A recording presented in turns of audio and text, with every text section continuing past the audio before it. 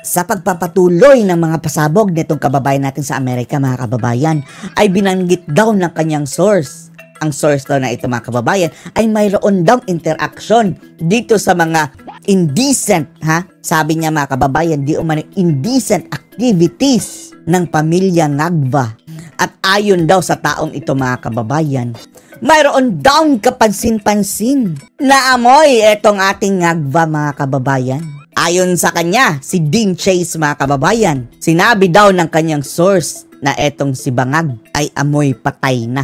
Para daw nabubulok ng ngipin, mga kababayan, ang baho Body odor. Amoy zombie na daw, mga kababayan. Na ayon sa ating kababayan, indicative daw sa sobrang batakan. Panoorin niyo po At itatranslate lang natin, mga kababayan, kung ano man ang kanyang sinabi. Baho ko no kaayong tao inyong bangag diha nga presidente. Ang sabi niya, mga kababayan, ang baho daw talaga ng amoy ng inyong bangag dyan na presidente, sabi niya. Bahong bangag ba? Bahong bangag? Amoy bangag. Yung bangag ganis ngipon? Yung parang amoy na nabubulok ng ngipin, yung butas, nabutas ng ngipin na nabubulok. Yan daw, mga kababayan, ang amoy. Mora ka na nabulok ngipon ba? Mora baho ko niya? Parang nabulok ng ngipin, yan daw ang baho, mga kababayan. Bahong patay, bahong man ko na siyang patay. Amoy patay. Lawas. Kip, kabantay mo sa... Yung kanyang katawan, amoy patay. Recent nga katong meeting niya with... Paano niya nalaman yan, mga kababayan? Eto, panoorin niyo. Pakinggan niyo ang kanyang kwento. The official here sa United States nga, ginana siya Natatandaan niyo ba daw, mga kababayan, yung recent visit niya doon sa United States? Yung kanyang itsura, sabi niya, ganyan daw ang itsura, mga kababayan. Hinihingal. Iro gahingal. Para daw asong hinihingal. Murig iro gahingal. Klaro kayong padungtog pa. Malinaw daw, mga kababayan, na kakalanding pa lang galing sa pagkakahay. Gipukaw lang ba? President, kanang nakatugpa na ka? Parang ginising lang daw, mga kababayan, na President, lumanding ka na. Dahil ang tinutumbok nito, mga kababayan, parang high pa. Yan ang sabi ni Dean Chase, Nakatugpa na ka na. Ba kay meeting karon with the official from the United States? Lumanding ka na. Mayroon ka pang meeting ngayon sa United States. Mao gyud tong dagwayag yun. Yun daw talaga ang itsura. Mao gyud tong dagwayag yun. Murag way tugpa.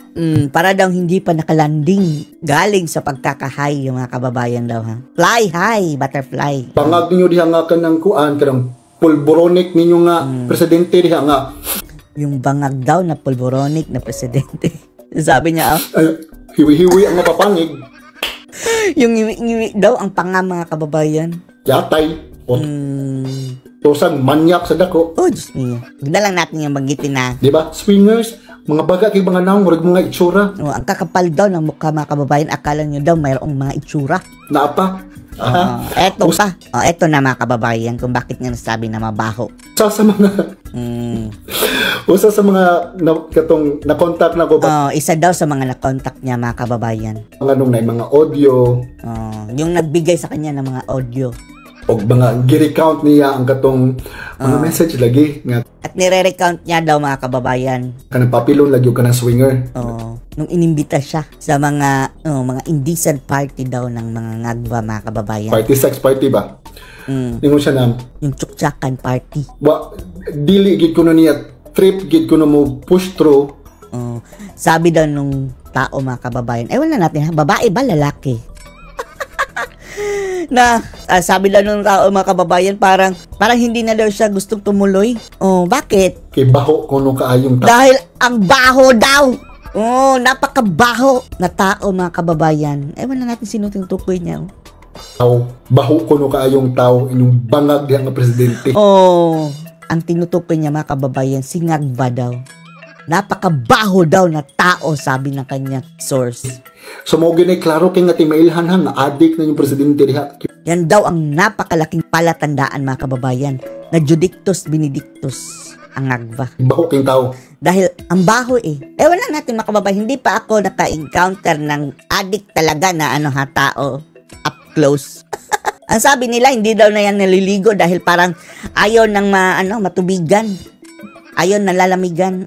Tapos, ang didilaw daw ng mga ngipin. Ewan lang natin. Hindi naman siguro lahat, pero mostly, wala nang hygiene sa kanila mga kababayan. Kailangan bahong tao? Alam nyo ba yung sabi niya mga kababayan, yung amoy tao? Bahong bangag ba? Bahong bangag? Amoy bangag, amoy butas imburnal. O, yung bangag ganis ngipon? Yung butas ng ngipin, yung ngipin na nabubulok. Na nabulok ngipon ba? Muna bago ko na niya.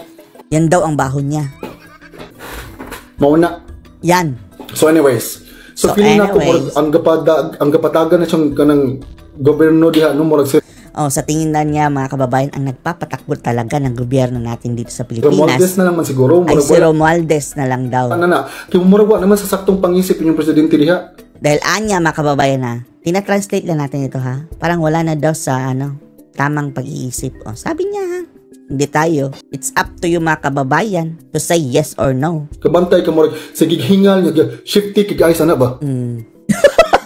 Malinggera parang hinihingal daw mga kababayan tapos yung mata left and right. Parang ganyan lagi Ang sabi nila mga kababayan pag ganyan daw nakahit-hit. Hindi natin sinasabing singagba pero yung mga taong humihitit parang ang likot na ng isip Feeling nila mga kababayan na mayroong laging threat sa kanila. Kaya nga kapag hi mga kababayan, kung ano-ano na ang karahasang pinaggagawa. Dahil feeling nila threat sa kanila yung mga taong nasa paligid nila. Sabi ni Dean Chase, ganyan daw ang itsura. Ay, sana ba? Ganaan na, murag bagong nakakawat. Parang daw itsura ng bagong nakanakaw mga kababayan. Grabe, murag ana-ana murag bagong nakakawat, day. Parang bago daw nakanakaw. Attentive na attentive. Mayroon bang sino gustong humuli lang dito?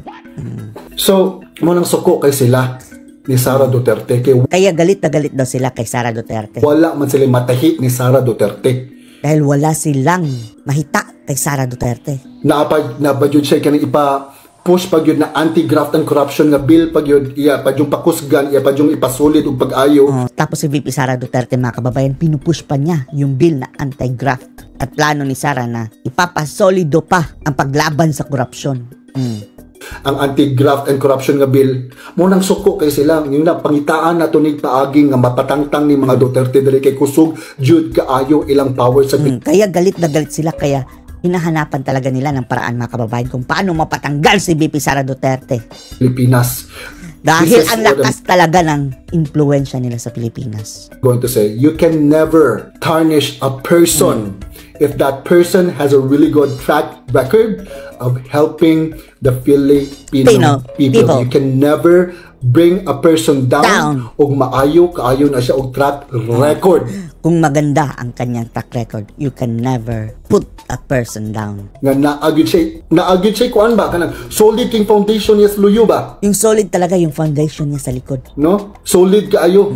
Ikaw unta diha BBM. Ikaw unta diha bangag. Ikaw sana dyan, ngagba. No? Ikaw unta diha nga bahong patay. Bahong man kuno siyang patay. Ikaw sana dyan, ngagba na amoy patay. Dahil sabi amoy patay. Sabi daw ng kanyang source Tina-translate lang natin Ang lawas. Mo na, basta adik-adik. Bahong maglawas basta adik-adik. Kapag adik-adik, sabi ni Marbil, adik-adik. Amoy patay daw talaga. Ikaw manggod ka ng kuan, kanang zombie. No? Ikaw manggod zombie. Zombie ang tawag. Ikaw kasi zombie. That was actually, you were given a chance. You were given a By chance. 31 million Filipinos who voted for you. By 31 million Filipinos who voted for you. You were given a chance to bring your name up. To prove to the Filipinos that the Marcoses are not what they say you are. Second chance mga kababayan, di ba? Sinayang. You had that chance but you ruined it, you mother. You ruined it, you fucking drug addict. You ruined it, you fucking sex addict.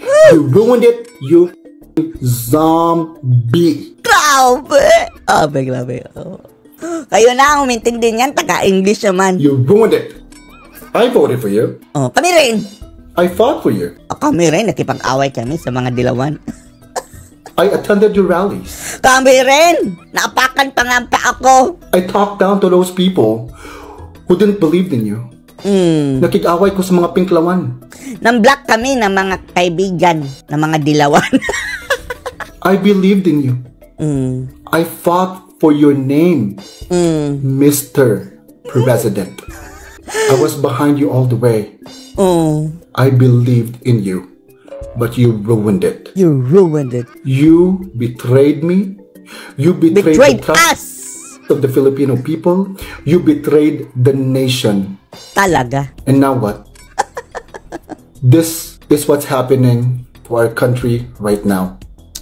This is what's going on. Nobody believes in you anymore. Diba? Kagagawa naman na lahat yan, mga kababayan. Kaya nasira ang bansang ito. Dahil hindi sila tumupad sa pangako, mga kababayan. Unang-una, continuity sa naumpisahan ni dating Pangulong Duterte. Lahat talaga, mga kababayan, kanilang tinalikuran. The confidence of the Filipino people, of the entire nation, is gone. Gone! Our confidence in you as a leader is gone. Gone! Di na tayo mga bogo ang mga Pinoy. Anong masasabi nyo dito, mga kababayan? Post your comments below.